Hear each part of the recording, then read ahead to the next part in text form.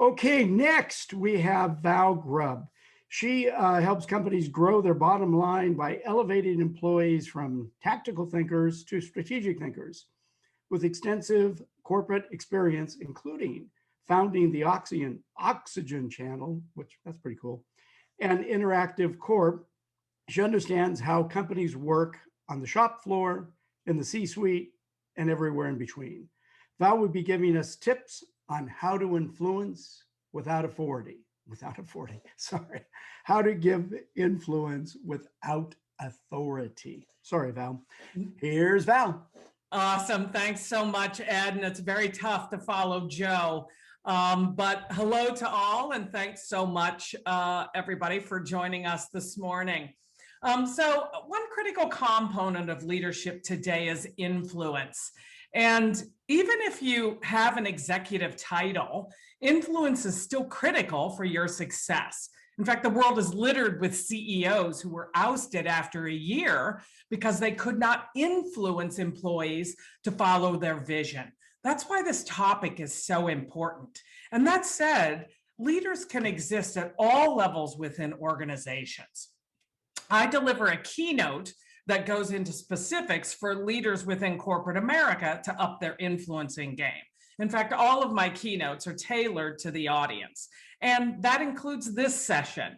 I thought I would expand on a couple influencing ideas that may be useful for folks in attendance this morning, or I guess this afternoon, depending on where you are in the world. So first, people are influenced by those they respect and deem an expert.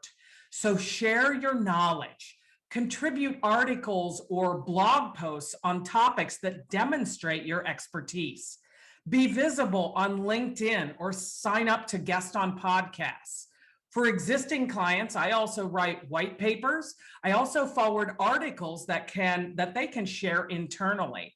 And my goal with that is to help them succeed in their day-to-day and look like a rock star in front of their boss. And that by showing this expertise, that makes me the go-to person when they need killer keynotes. People are also more influenced by people that they like.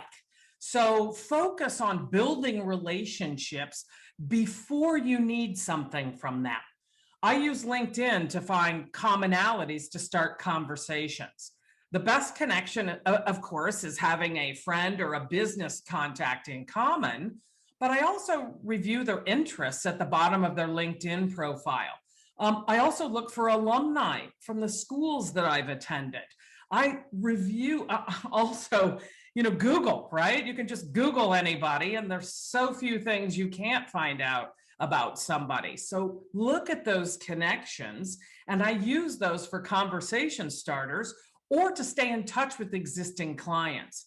I also set up Google alerts for key companies and also for client names so that I'm aware of what's happening in their realm. It's a great excuse to reach out and offer congratulations or assistance depending on what's going on in their world. And it's amazing at how much business I've done over this last 2020 because of the fact that I'm helping people through a very challenging time in their life. And it's interesting in how many have boomeranged back and are now hiring me for keynotes and training because of the fact that I was there reaching out to them to help them when perhaps they now didn't have a job. So again, people are influenced by people that they like. Stay in connection with people. Next, share your successes. So many of us don't toot our own horn. We expect our bosses or our clients just to see how awesome we are. That's the wrong approach in today's hyper-competitive world. Ask your fellow employees to share that awesomeness, to put it in writing to your boss or to do a recommendation on LinkedIn. Now, I'm not suggesting they write every little thing that you do, right? That would be a book. But where they feel you went above and beyond, make sure that's shared with people who matter in your world.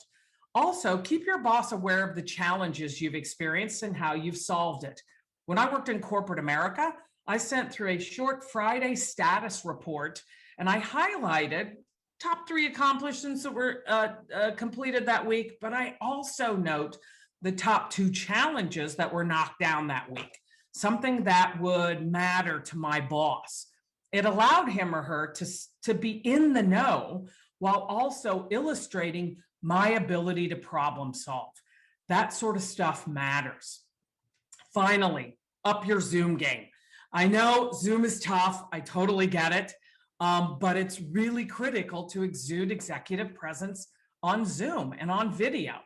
After all, if you don't demonstrate confidence in what you're presenting, why should anyone believe what you're selling and say yes to your proposal?